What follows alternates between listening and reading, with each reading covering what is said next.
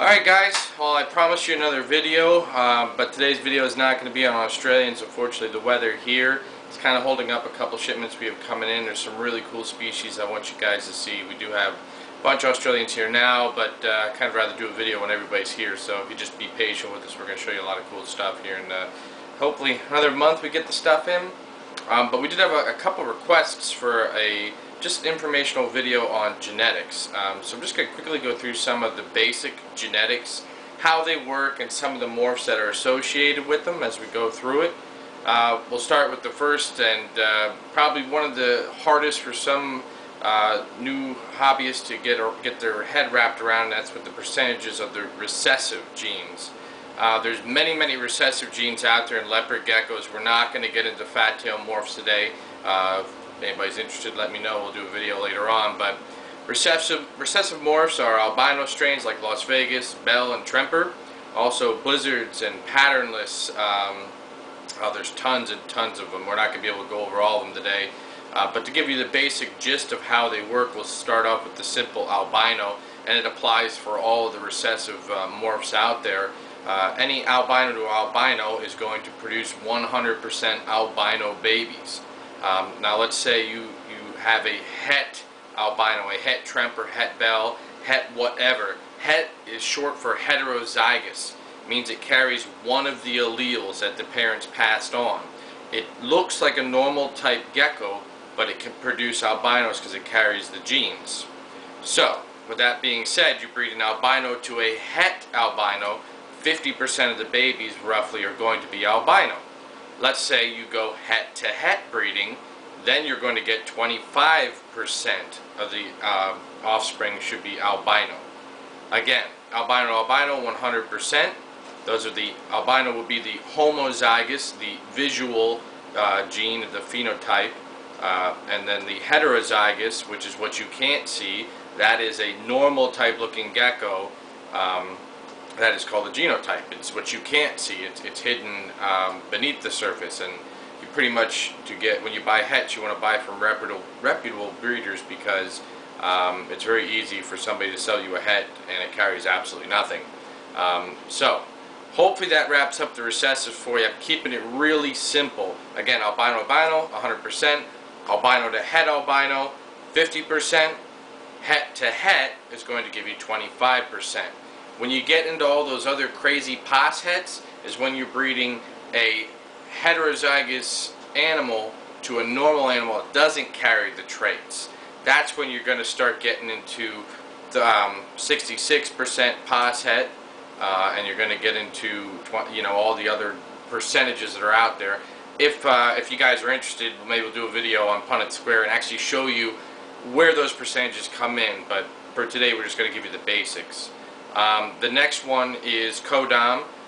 The most famous Codom is Codom Snow, also known as Max Snow. That works pretty simple. In that one, the het form is actually visual. That is the snow. The super snow, that is your super form when both alleles line up. To get that super snow, you must have two max snows or some other snow gene. It's expressing both alleles at the same time. So, how this works is, say you have a snow, you breed it to a normal. 50% will be snows, 50% will be normal. Some people call them siblings. Sibling just means normal. There's nothing special about it other than it came from that gene. Don't be fooled by max snow siblings, whiteout siblings. It's nice to know it came from that lineage, but it's not going to produce a max snow or a whiteout, or zero sibling, or there's a bunch of other ones. Sorry, had to get fat tails in there somehow. So anyway, so max snow to normals, 50-50. Max snow to max snow produces 25% normals, 50% max snows, but 25% now are going to be the super snow form you want. So this is where we're going to take it up a step. Say you now have a super snow.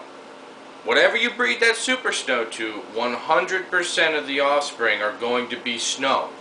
There is no guessing. It's 100%. Both alleles are there, and it's going to give it away every time. Now, the other combination you could do is super snow to snow. then you're going to have 50-50. Half of them will be super snows, half of them are going to be snows. Hopefully that sums it up pretty easy for you. The big difference between the codom and the recessive is, the recessive, you cannot see the heterozygous form, while there's a, for lack of better descriptor, the max snow is a visual het. So there's a bunch of ways to explain it. That's the easiest for me to explain it to you. The next one is your dominant forms.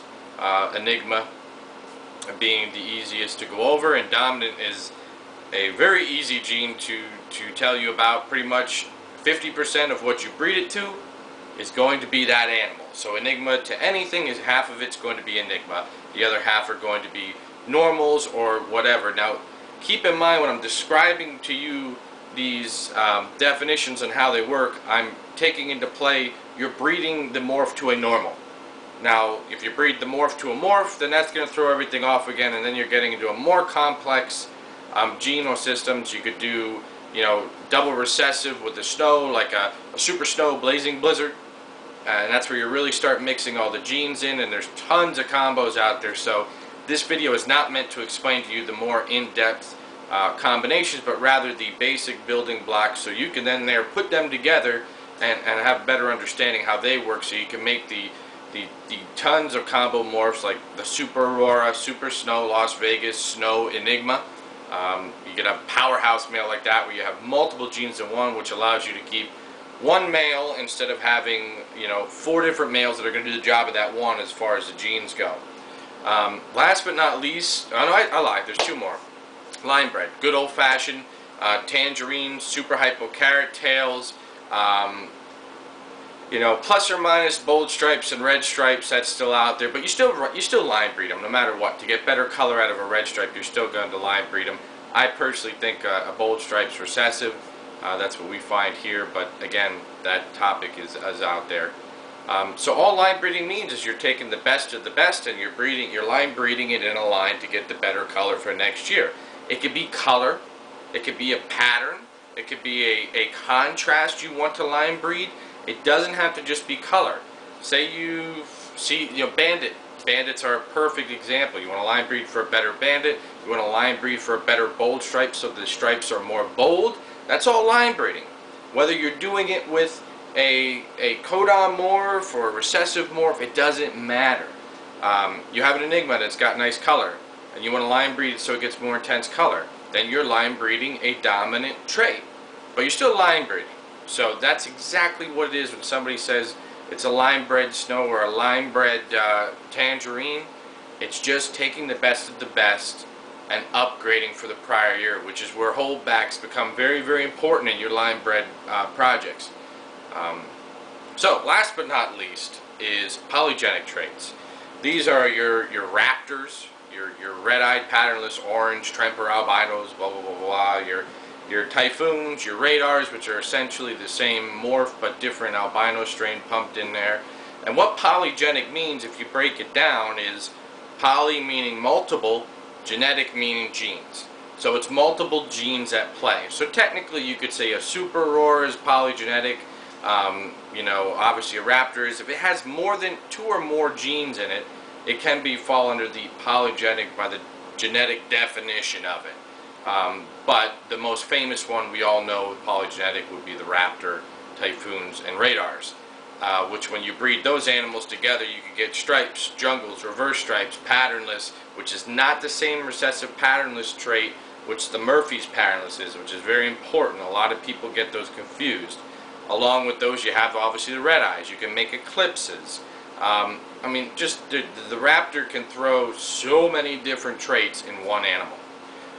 So hopefully this video has given you a little bit better understanding of your line bred, your recessive, your codominant, your dominant, and your polygenetic traits and morphs. If you have any questions, please feel free to comment below, or if simply you don't agree with me and you want to discuss it, I'm always up for discussing something. I am not a genetics master in any sense of the word, so please, if I describe something wrong and you got a better way of describing it, let me know, but I think that pretty much covers the basics.